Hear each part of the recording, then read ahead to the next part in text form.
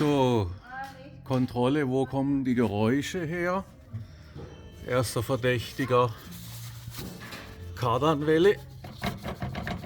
Das ist noch ein normales Spiel am Differential.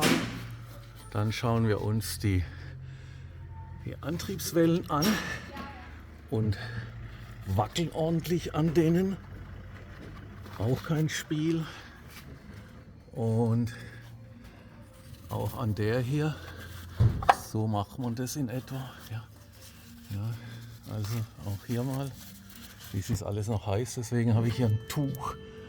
Ja. Kräftig dran rütteln. Mal hin und her. Dann schaut man nach dem Radlagerspiel. Ja. Aber irgendwo kommen die Geräusche her. Aber die Radlager sind es auch nicht. Ja, da muss man die Räder mal halt in die Richtung versuchen hin und her zu biegen. Und dann wenden wir uns dem nächsten Verdächtigen zu.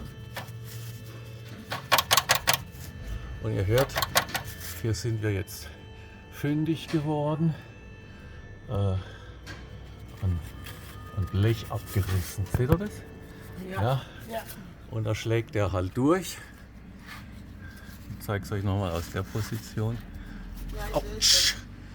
Ist schon heiß. Da ist aber gut. Aber ihr seht es auf jeden Fall, oder? Gut. Der Drops wäre schon gelungen.